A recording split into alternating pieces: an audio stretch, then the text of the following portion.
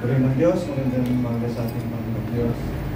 Dakila, tayo po ay narito sa pagsamba sa ating Panginoon at yarin natin ang ating panahon, ang oras upang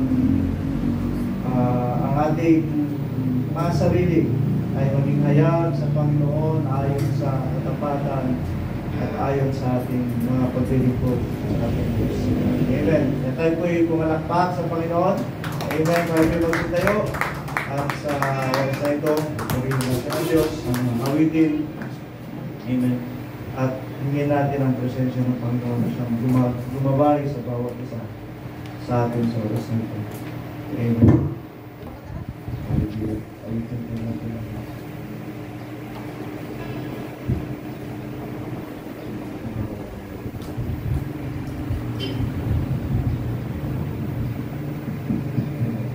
Kung sa kalan mo, pag-ibig sa isa. Yes,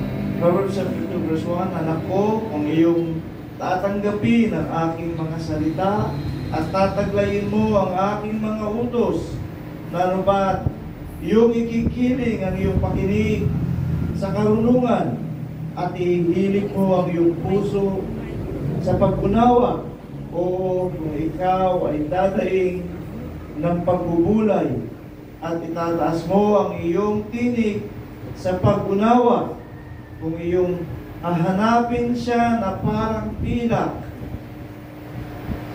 at sasaliksikin mo siyang parang kayamanang natatago, kung magkagayoy iyong maunawa ang pagkatakot sa Panginoon at masusumpungan mo ang kaalaman ng Diyos.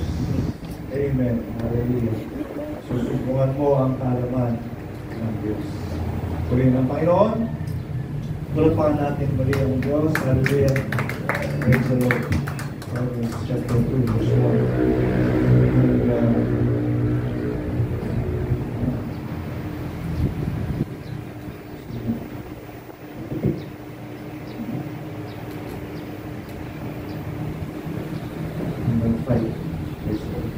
Amen. Kaya sa ating pagpapatuloy, ulitin po natin ang Diyos.